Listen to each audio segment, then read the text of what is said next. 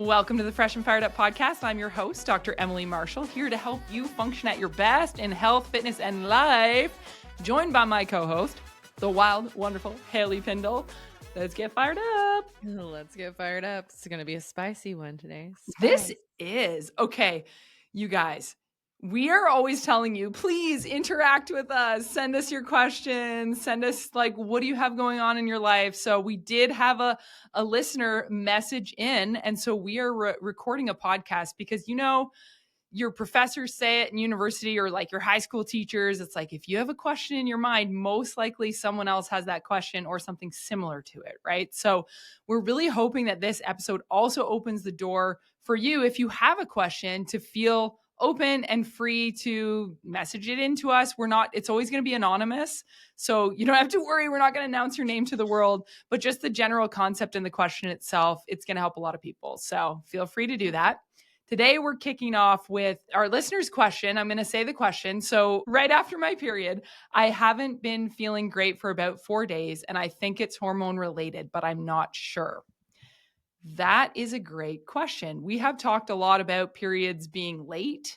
We have other episodes on symptoms around your period, but we haven't really addressed post-period, where you could feel more fatigued or really just not feel yourself. So I think this is such a good question. And there are a lot of women, a lot of other women who have felt this way, at least at some point. But very few have actually learned what's happening hormonally. So we're going to break it down. Let's talk about hormones, right, Hailee? Let's talk about hormones. Because it can really help you understand your cycle. And if you get blood work done, so you can actually get a female hormonal panel of blood work, and it can reveal a lot about your hormonal health. And you can do it without needing a medical degree, right? You just go in and get it done. And of course, you can have someone interpret that data for you, which, you know, a medical doctor, someone who is trained, a nurse practitioner. That being said, I think it's really good to inform yourself on what these things mean, because there's normal ranges in our blood work, which can actually, some of them have a really big range. And then there's what is optimal for you. It gets really confusing for people too, because, well, like specifically for myself and like the clientele that I attract, it's like, well, my hormones, my estrogen is in a like relatively healthy place, but I still don't have a period, which is a very clear sign that you don't have enough estrogen to trigger ovulation. But since the spectrum is such a wide spectrum, it just gets really confusing for people. Because same with like BMI, I hate that. I hate BMI because it's just such a like broad thing. It's just so like umbrella, where it's like, no. My BMI is too high. Same. Like I'm on like the spectrum. overweight. Yeah, me too. Yeah. So whatever.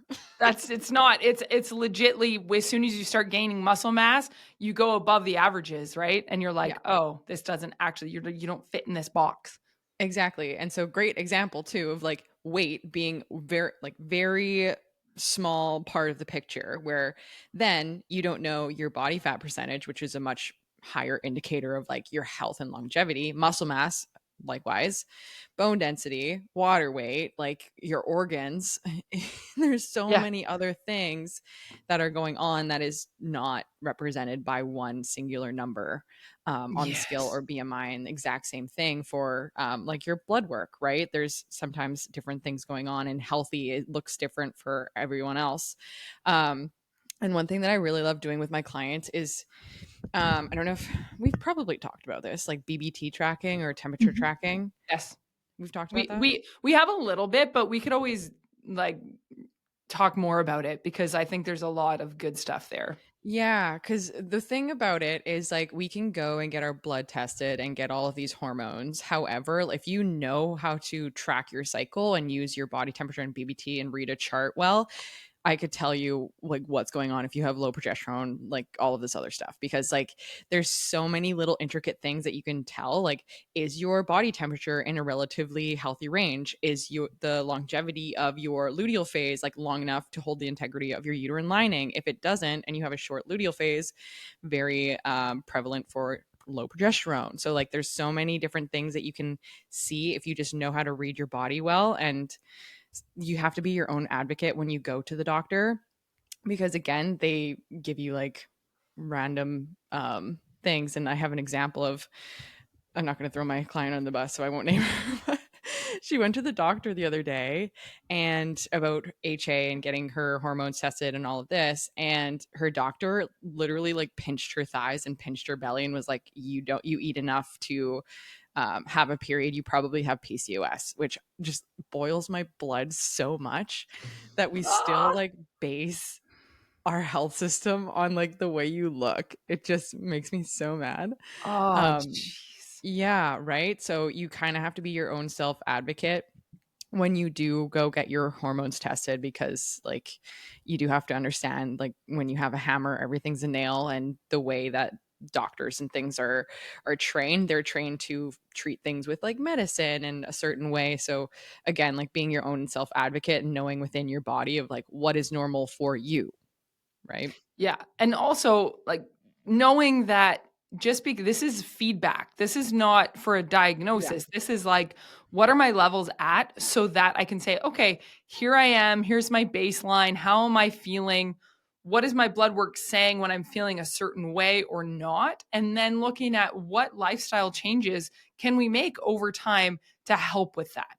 And I had a conversation the other day with a lady, and it was like, there's so many people who want to push the like, oh, this is what's wrong with you. And here's how we Mhm. fix it. And we really are, that is not what we're trying to do here. We really want to look at like, okay, optimal function, like we say in the intro, right? And go, what areas of our life can we tweak to be able to get, a sustainable level of everything working together the way that it should. And I feel like so many times people are freaking out more because they're like, what's wrong with me? What's wrong with me? They want to answer that question, what's wrong with me? Do you find that? Absolutely. Instead of Absolutely. being like, what is working well and what doesn't seem to be working well? And so then what can I do differently to help that work better? And it's, yeah, it's one of those things. It's like a symphony, right? Like if you're a music person, it would be like an orchestra. So the hormone orchestra, right? Think of hormones like they're if each hormone is an instrument, you've got estrogen, progesterone, testosterone, thyroid hormones.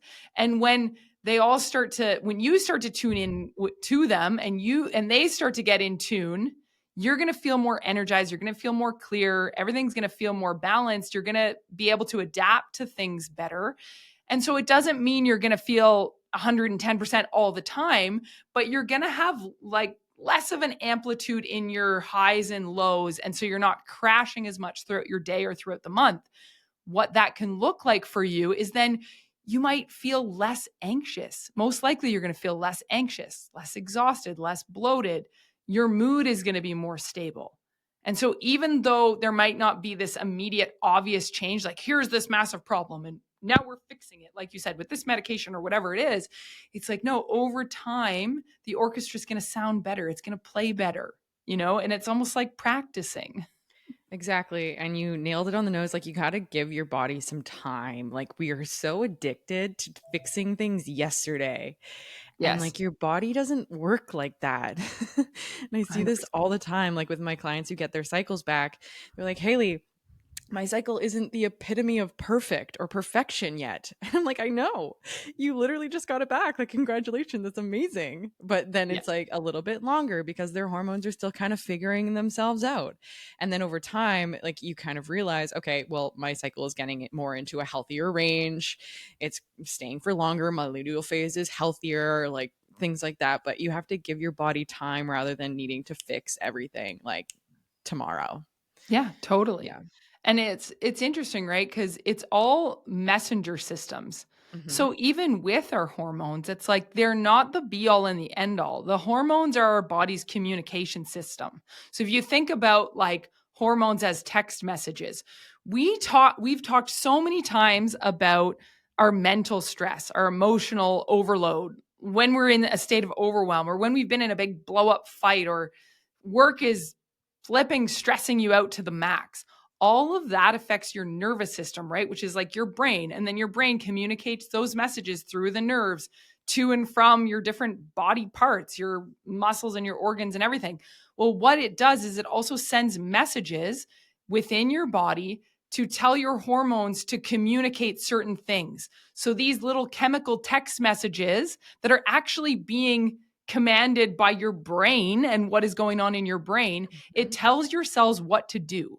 So when to burn energy, when to rest, when to ovulate, when to go into a repair state. So if those messages are being sent at the wrong time or the wrong amount, your body's going to get mixed signals, right? The signals are going to get messed up, and then that's going to dictate how you feel. So Yeah. it's fascinating, right? Because it really actually comes back a lot to our brain health, even though I feel like that's not talked about enough. Not at all. Not at all. I feel like everyone, and this was a really prevalent thing on my check ins last week. People really think that, like, yourself, as in your brain, and like, you know, how you have your thoughts and your own voice and things Mhm. like that, you are separate from your body. And there's this weird competition going on. I Like, know when people say like my brain is hacking the system or something, yeah, you're one. You can't separate that. you're on the same team, guys. Like, Yeah. Yes. why are Body and we? soul. Yeah, It blends and it all affects one another. I completely agree. exactly. It's a Exactly. And how weird. it's revolutionary when you like just realize that to your core. Like, okay, then it's honestly like a lot easier to stop like the negative self-talk and stuff, because it's like, why am I battling my teammate, Yeah, exactly. you know? You need to like let it work together, and it's this ebb and flow. It's kind of like a dance, right? And I feel Yeah. like so many times when you look at what your body is telling you, the feedback it's giving you, whether it be hormone levels, body temperature, like you brought up, which I think is great. And we can, if we have time, we can dive into that a little bit more because I think that's great. But then the actual, like if you are experiencing any sort of symptoms, so you're highly fatigued or you're mentally anxious or you don't have a lot of physical strength, whatever it is, um, so many people have these symptoms that they're not talking about. So this is one of the things that you are being hoodwinked by the fitness industry. If you are looking at people who you're like, oh my goodness, they look so amazing, they are so cut, and probably they actually don't have enough. Yeah, a lot of them don't actually have a high enough fat percentage, right? But you're like, oh Yeah, my goodness, I can see their abs.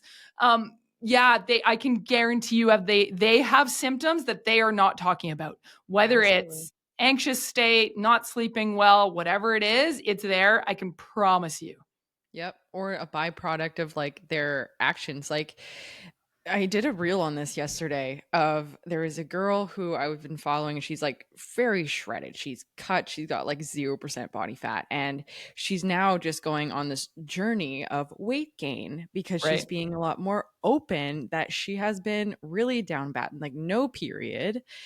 Obviously, it's been kind of eating into her life, because you cannot be that shredded and have it not affect your social life and your socializing and like your connection with people, because you have to be a next level dedicated in terms of maintaining that physique, right? So there comes a point where I feel like people are just hitting that, I guess, their version of rock bottom and being like, I actually, this is not worth it. And I'm going to come out of this. So whoever you see on the internet who is shredded and cut, I promise you, do not have a cycle, because it's very, very, very rare.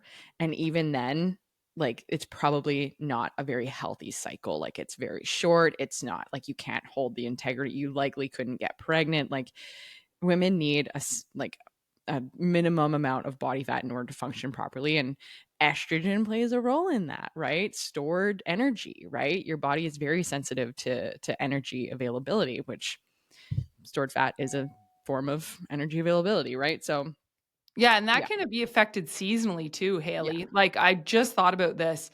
The way that things get darker in the winter, they get colder in the winter. If we were needing to be in a survival state, your body does biologically want to go, how am I going as a woman? If I were in the woods this time of year, how would I survive the longest? I'm going to store more fat than naturally with the light cycles of the days and all of that and the temperature. I mean, depending on where you live, right?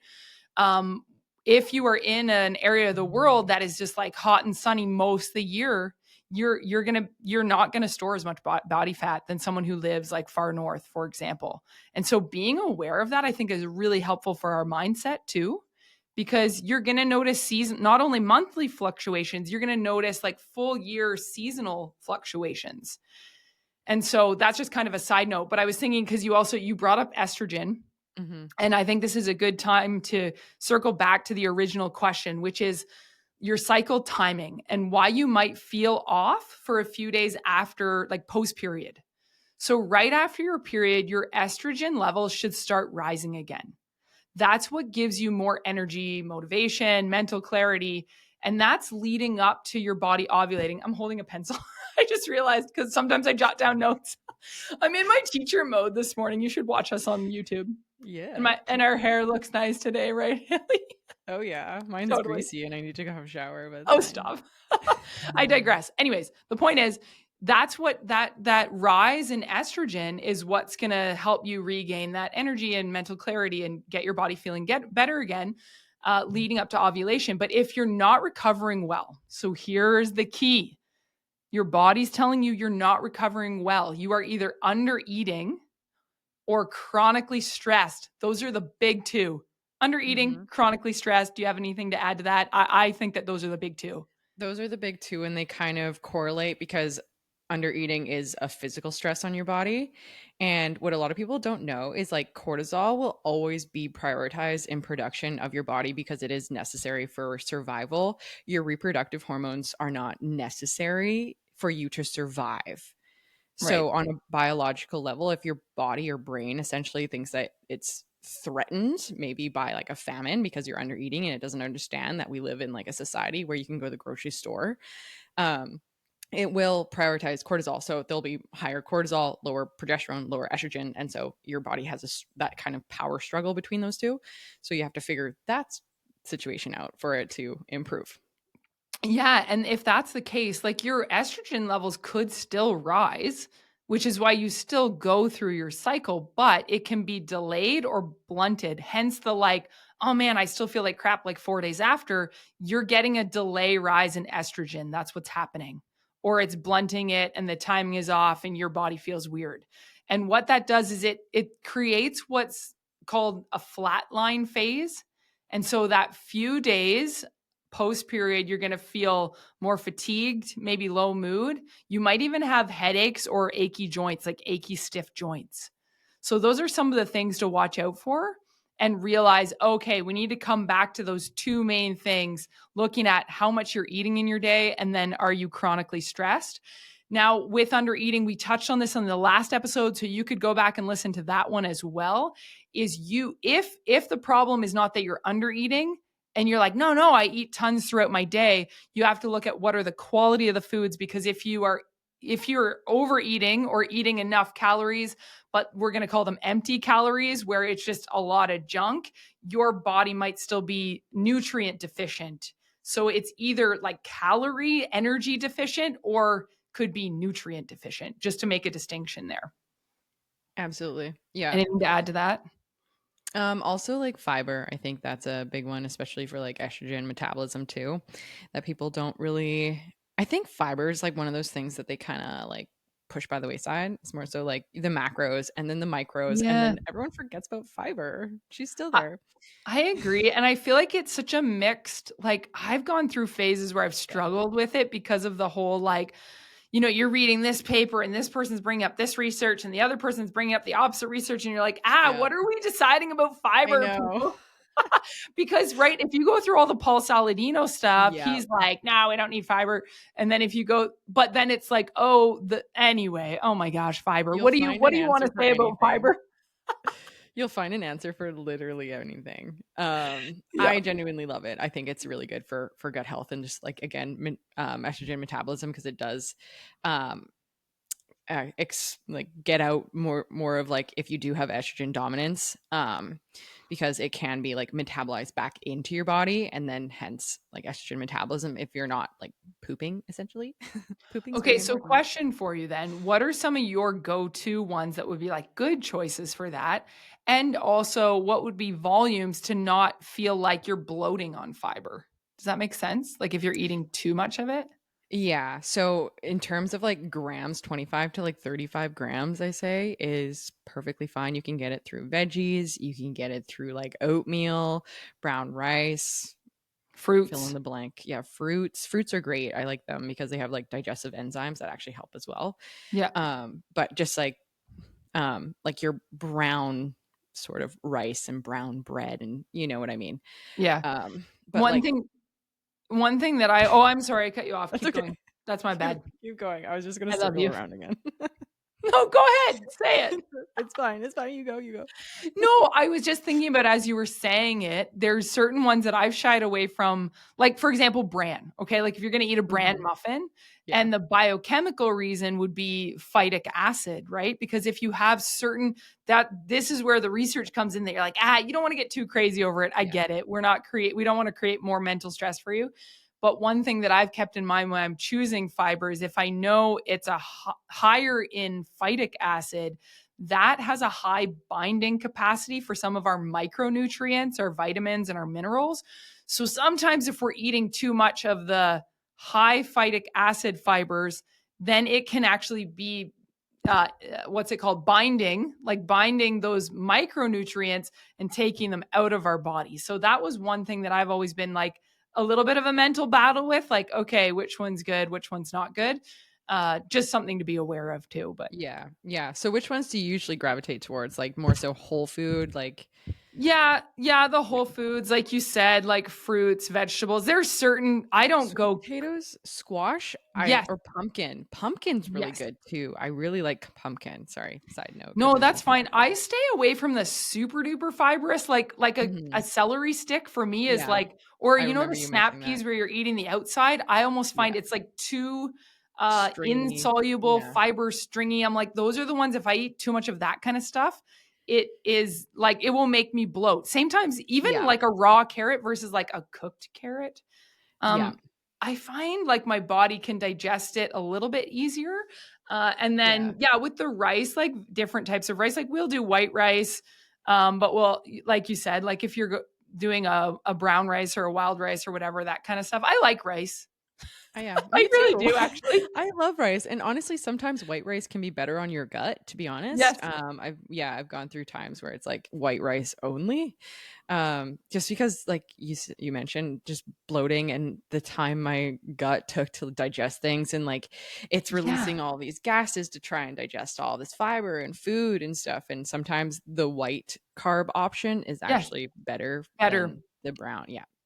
Well, and the volume, Haley, you've brought Mhm. this up before, and it's such a game changer.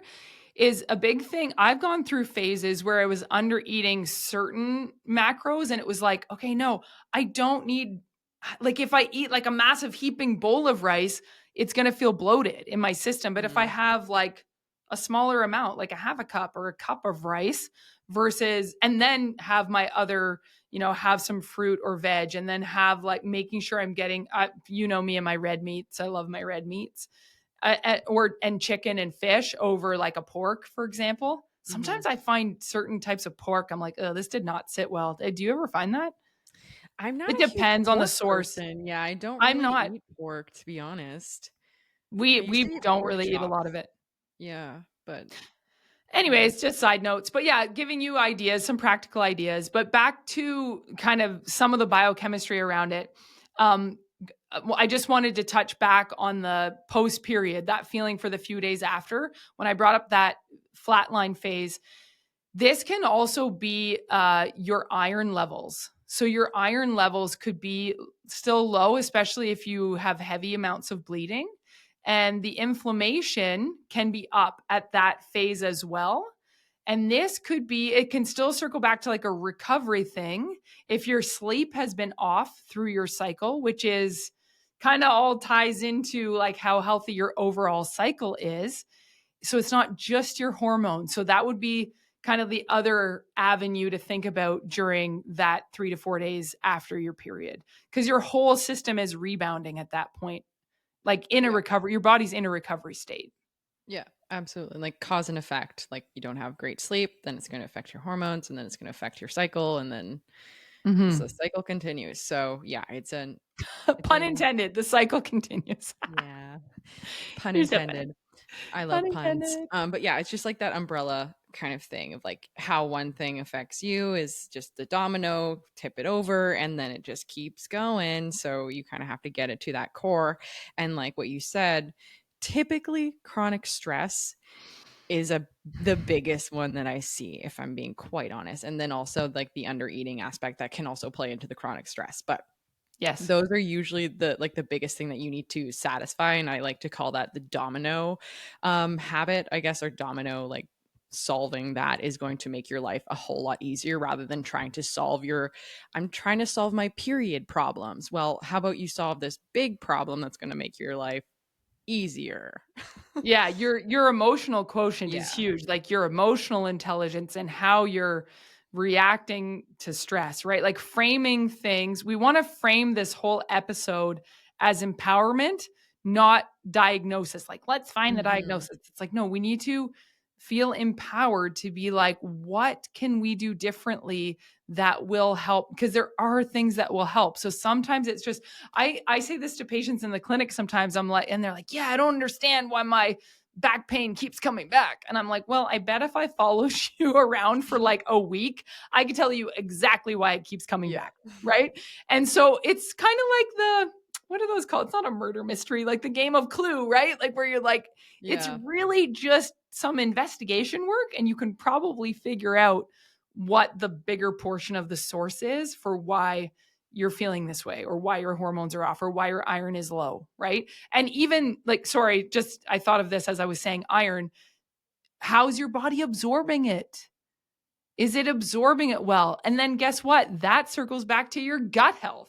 And what is the source of iron? There's lots of iron supplements that are really hard to digest compared to, my obsession with the dehydrated beef organs, right? So it's It's like, way better though. It truly is. It it truly is. is a lot better. Yeah. Yeah, it is for sure. But Way I more feel like bioavailable. if even if we're looking at, okay, let's test our hormone levels. Let's go and get the female hormone panel and see what it can reveal. Well, this is all about looking at, okay, what have you had done in the past? Because sometimes people will go for a blood test and it's like, what does it show? The complete blood cell count, maybe a quick TSH, thyroid stimulating hormone, right? And everything looks fine, but something still feels off. It's again, it's giving your body this or it's giving you mentally this feedback of a picture of like, what is my body telling me now? This snapshot in time, right? And there's lots of, you can just go online. Like if you do a test, you can literally just look up what the different hormones mean, right? There's like the follicular stimulating hormone and luteinizing hormone and blah, blah, blah. Estrogen, progesterone are going to sound more familiar to you. But also for females, we always think of just testosterone for males, but your testosterone levels as a female matter too. They're different than males, but it's still part of the picture. And all of these things can affect your energy, right? And then your thyroid hormones and your antibodies and your prolactin. So this is okay. So this is after going through all that, if you get a test done and you get all your levels, just literally look up at that time what means what. I think that will be easier than us Yeah. like going through each of them. Do you Yeah. agree?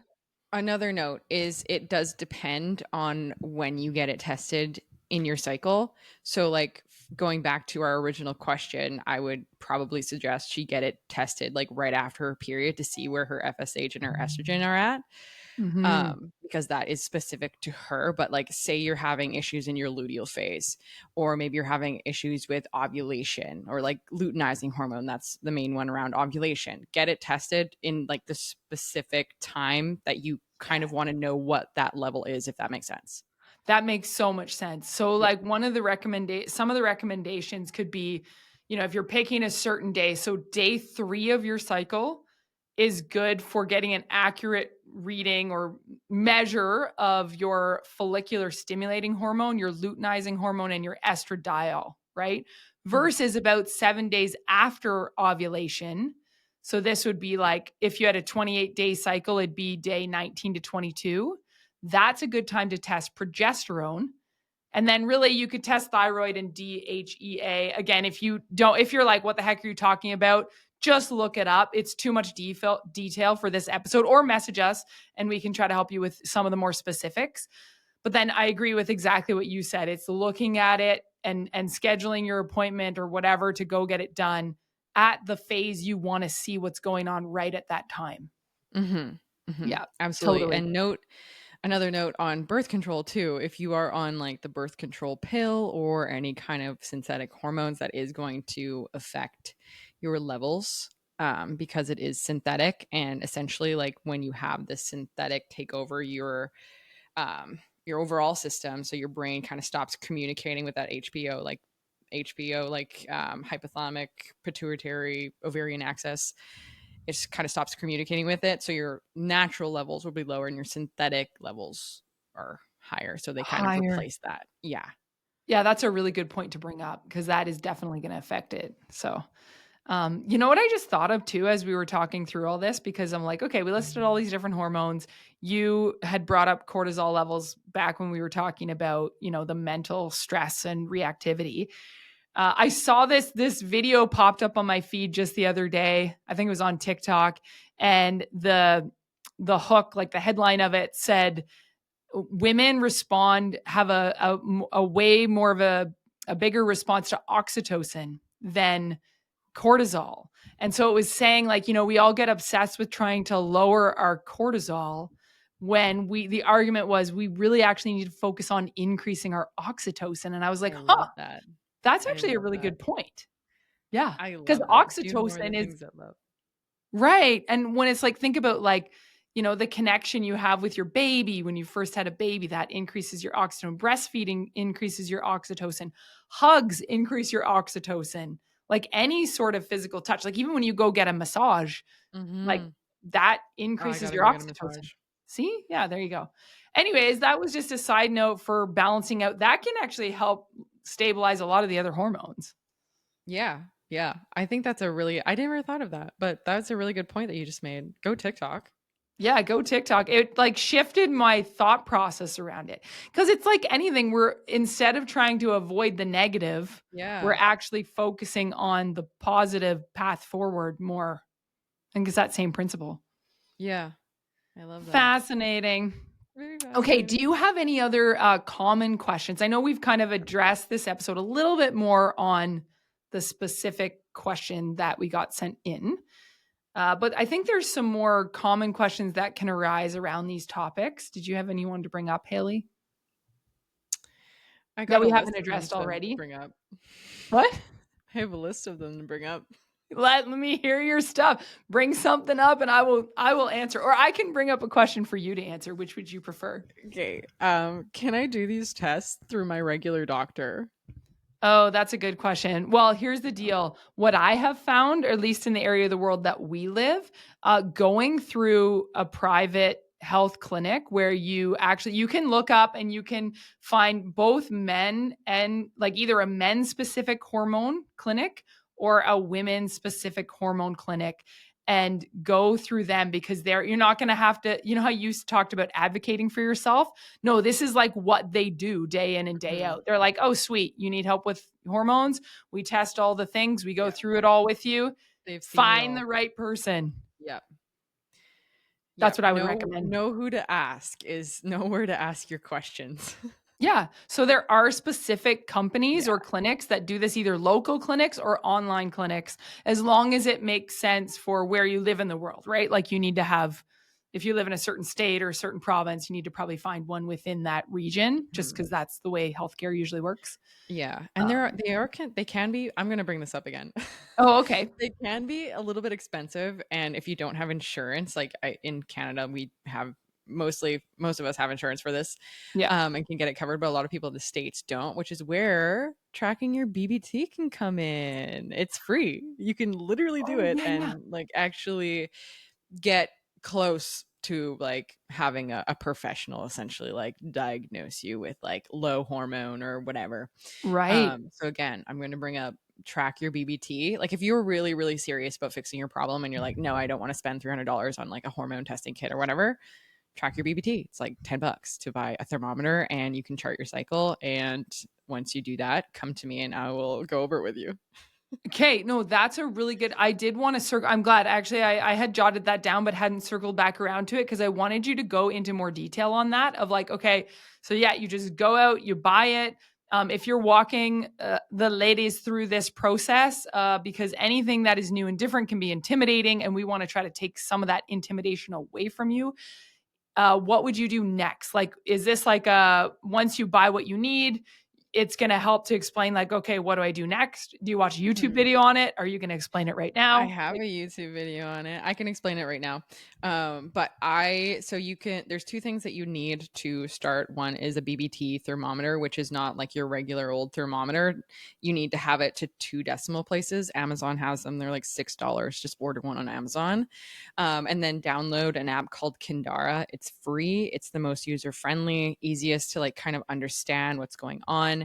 And once you get your thermometer from Amazon, what you're going to do is every time you wake up in the morning, before you get out of bed, before you scroll on your phone, which you should not be doing, before you go pee, before you drink water, sure. before you do anything, take your temperature and note it down in the Kindara app.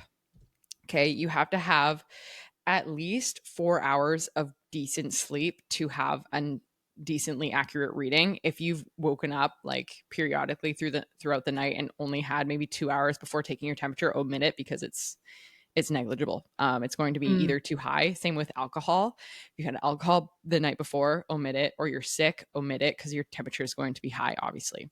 yeah. Okay. And so once you have a decent database of your regular temperatures, what you're going to see, especially if you have low estrogen, your temperatures are going to be low on a baseline level.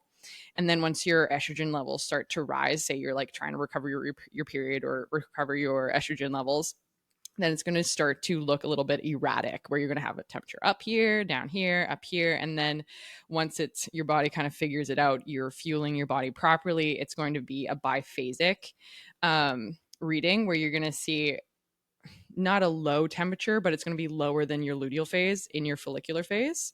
So it's going to be consistently lower. And then once you ovulate, your temperature is going to drop slightly from that baseline and then bump up right after. And then that will confirm that you did ovulate. Okay. And so, two things that you want to look for here is the length of your luteal phase. That's going to tell you if you have low estrogen. Typically, you want at least 10 days or more to hold the integrity of your uterine lining. If you spot prior to having your period full on, typically low progesterone, means it can't hold the uterine lining to its full term, and then it starts to spot. So that's a sign.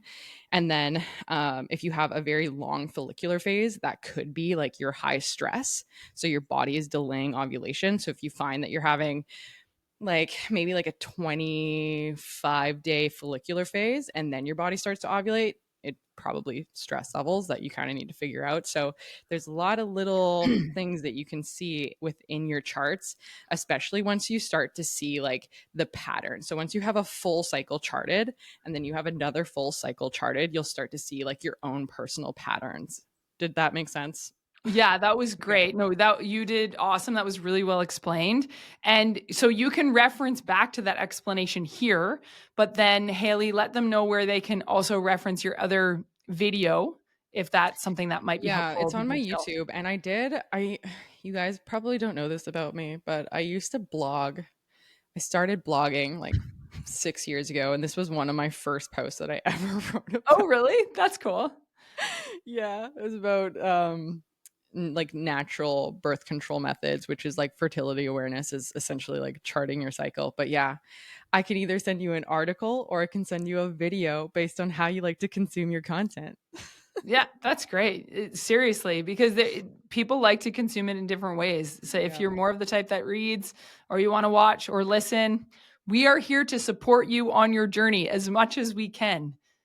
And so, absolutely. yeah. And sometimes when we're doing these episodes, we're going through as much detail as we think will be helpful for you. But of course, if you want more detail, or even if you guys are like, whoa, that was information overload, please give us feedback. It just helps us serve you better, I think. Absolutely. We need to know if we're talking too much. So, Oh, stop. I will never live that down. It's going to live rent free in my brain forever. It's burned. I Little know. T trauma is what it's called. I know. You are so funny. But I think to wrap this up, it's like remembering that your hormones aren't the enemies, they are feedback. They are the messenger communication system within your body. When you understand what they're telling you, you can work with them, and your body, instead of fighting your body, you want to work with it. And I love that you brought up and you went into detail on the temperature, because that feedback is going to help you really see, okay, how many days is each phase, and how can I help to make it so it's actually something that's a healthy length of time for the different phases of your cycle. It's going to be great. It's going to be great. It's going to be great. It's already great. It's already better, honestly. No, I'm so glad. I actually love that you brought up the, even down to the app, the Kindara app, because I think when we have these practical step forward, we can actually do it, versus there's so many times, I don't know if you can think of the number of times I've heard information and I've been like, "Oh, yeah, that sounds great. I should do that." But then we need the actual taking that first step, like go buy the thermometer, even that can be a barrier, right? We're like, I should, but I didn't. And now I forgot about it. And I'm still in the same place that I was. Well, get out of it. Right? Just go on Amazon right now. Here's your sign.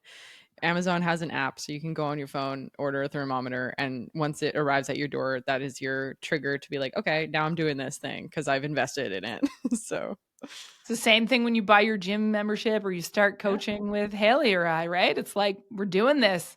exactly. And Exactly. it makes a huge difference. Yeah, and I can read your charts for you. I have all of my clients who do chart, they share their Kindara with me. So I can see all of it, which is awesome, and I love it. She will know everything about your life. I know. Well, even when clients like finish their workouts and it like dings to your phone, right? And it's like Yeah. logged out of workout. It's like, oh, I feel like I'm in the I'm gonna know. go in there, crushed it. We're so thankful for each and every one of you. And we really want to help a lot of women with this episode. So what we ask of you is please share it with someone it will help. Please, please, please share it. Leave us a rating or a review. If you don't know how to do that, let us know. Subscribe to the YouTube channel, or send our YouTube channel link to someone and be like, you should subscribe to this. It's a great show. We love you. Show. Yeah, it is. Yeah, we love you guys. In the meantime, be free, feel fresh, and live on fire.